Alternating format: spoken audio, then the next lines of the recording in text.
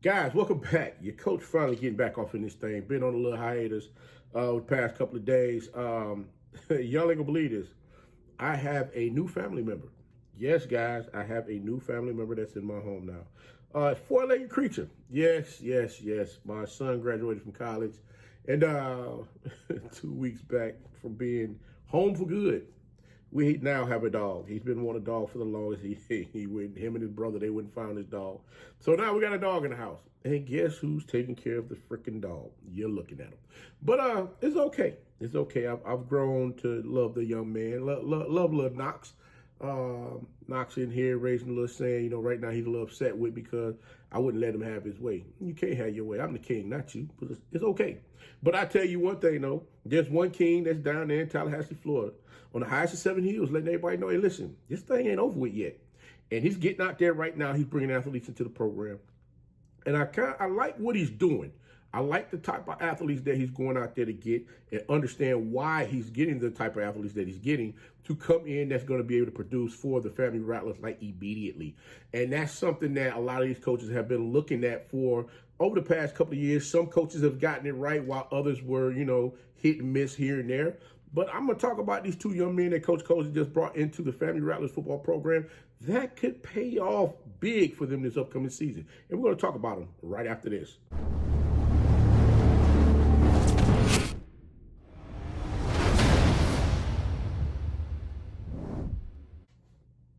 It's your favorite coach back at it again. 10 toes down, about to tell you how it all went down.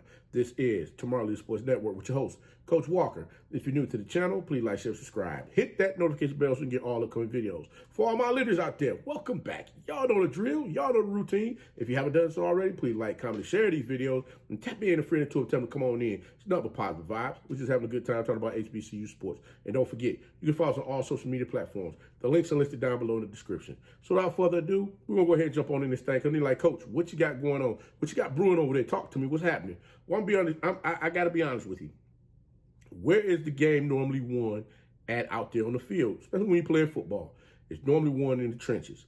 And we saw a lot of athletes that, I'm not going to say a lot, but we saw a handful of athletes that decided that they want to get into the transfer portal. They want to leave the FAMU Rattlers football program. Well, now guess what? Coach Colzie has gotten in there, did some research on some athletes that he wanted to bring into the program, and finding those type of guys is going to fit seamlessly in if they come in and do everything that they need to do for them to get out there on the field and have the opportunity to compete, playing out there for the FAMU Rattlers football team this upcoming season. They very well could do some things that's going to shake some things up this season, because right now, from my understanding, there's a team out there in the SWAC East that already been anointed champion. Like they going to be that deal that's coming out the East. Ooh.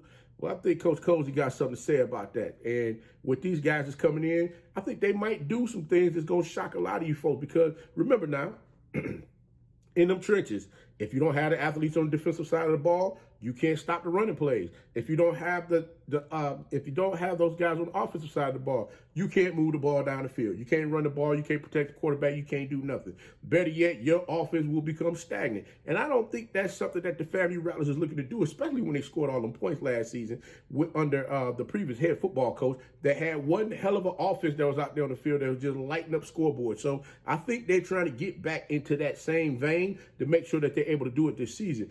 And looking at how Coach Colzie has, stepped back and take a look and see, what he needs, as far as the different positions and whatnot, you got to get that young man, you got to get coaches props on that one, because a lot of times folks will just say, you know what, hey, man, I'm just going to go ahead. We're going to count it all a joy. We're going to count this year as it's going to be what it's going to be. We're going to rebuild. Coach said, nah, we ain't rebuilding. We're going to go ahead and keep pushing this thing ahead, because we got some athletes that's already in this program. All we got to do is fill in where we need to fill in at, and we're going to keep this thing going. But as those folks say over there at FAMU, they brag different. And right now, they are the HBCU national champions. And guess what? Until somebody knocked them off and somebody else's crown coming out of the SWAC as the SWAC champion, or better yet, somebody's crown as the HBCU national football champion come the end of this year, hey, they're going to keep on talking and bragging like they do. So I'm going to talk about these two young men that's coming to the program, because you know what? I think they might fit the type of they might fit on both sides of the ball as far as what Coach Colzie is looking to do. The offensive lineman that they got coming in there is Elijah Prophet Philippe, Prophet. Ooh. So you know he laying some wood if they call him the prophet. He coming in there baptizing folks, letting them know, hey, listen, I lay hands on thee. You know not to try and get back here and get my quarterback. And if I need to open up a hole, you better go ahead and fold. Get your behind up on out of here. That's the type of thing he doing right there. He putting hands on folks. But you know what? That young man played over with the Troy Trojans last season. He played one game and he redshirted. Now, the one thing, before I go any further, I got to say this. Coach Colzie found some young men that can come to the program that have multiple years of eligibility. So that allows them time to get in there, get familiar with everything that's going on, and be able to grow with the program to continue to keep moving forward.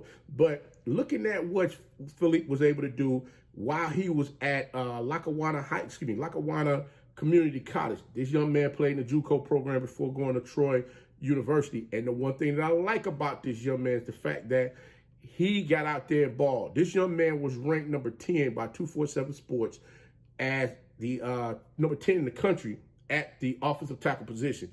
Now, looking at this young man's film, I got to say this. The young man definitely has a motor. He's not one of them tackles that have a problem with getting up out his three-point stance. He get up out his three-point stance, he sink them hips, he drive off the ball. Now, the one thing I like about him is that he always keeps his feet buzzing out there on the field. You never see a false step with him, and you never see him take a step and stop. His feet is continuously going. That's why I said the young man has a motor. Now, looking at what he was able to do at that offensive tackle position, I got to be real with you. He's able to barrel over a couple of folks, drive them into the ground as well as move them out the way. One thing I got to say is this. I know some folks will be like, Coach, you're kind of crazy. But looking at this young man's size, he's 6'7", 295 or 300 pounds. He got a nice size as a tackle. But I can see Coach Colzie, an offensive lineman coach, possibly moving that young man inside to that guard position. Why do I say that? Because as of what I just mentioned, his ability to keep his feet going. He doesn't make a false step. He has lateral movement. His hips, he can move his hips. He's not stiff. He can get out that three-point stance. He can go lateral left to right. However it is that you wish to use this young man out there on the field. Now, if by chance they got them dogs already in there at the guard position, then I can see them leaving Philippe at the tackle position and go ahead and making some things happen out there and keep everything running the same way that they're keeping it running. But, like I stated before, I'm always thinking outside the box to see what's going on because I just like this young man's aggression. His aggression out there on the field, he does not stop blocking till the whistle blow. You're going to hear me say this over and over and over and over and over again. You're going to hear me say he does, these athletes don't stop blocking till the whistle blow, especially if they one of them ones that get out there and really do it. And the one thing I'll say is backside, you know what? I got one even better for you guys. I honestly would like to see him play. He played on the left-hand side. I would like to see him on the right side. Why do I say that? Because a lot of times where he was playing, I think it was at Lackawanna Community College, a lot of plays was getting blown up on that opposite side. So if he was on the strong side majority of the time. So depending upon who they still have left over there playing at the offensive line, whoever they have left over there playing in the offensive lineman position, if whichever side is the weak side, I would like to see him go to that side to balance out everything on that offensive line. That will allow FAMU to get out there, run the ball as well as throw it down the field, and keep everything going in no matter which it needs to go. But like I said, I like this young man that's coming into the program. Pretty good fit. Now, this next young man we're going to talk about here that's coming into the program, he's going to play a significant part on that defensive side of the ball. I mean, we got General Hunt that decided he wanted to jump into the transfer portal and go to the Fighting Illini. Now, this young man that's coming in there, he plays on the defensive end. He plays the defensive end position as well. He was over at Kansas. He was an edge rusher. Davon West-Morland. Now, the one thing I like about this young man is his ability to locate the ball. When that ball is snapped, when he's out there on the edge, he can set that edge. He can set the perimeter on the edge with no problem. While he was over at the Jayhawks, like I said, he played 12 games. He had 6 tackles, in which, he didn't really get a lot of significant time, but he was able to get out there on the field and showcase what he was able to do. Now, the one thing I like about him, this was another one that was a junior college prospect that came into Kansas University's program, in which, looking at their defense, I mean, they had some studs over there on defense, in which, it's going to be kind of hard to get in there and crack that rotation. So you're trying to figure out a way to get your behind out there on the field, especially, again, it's another young man with 2 years of eligibility left. Now, the one thing I say about this young man is this. When he's out there on the field, he sets that edge.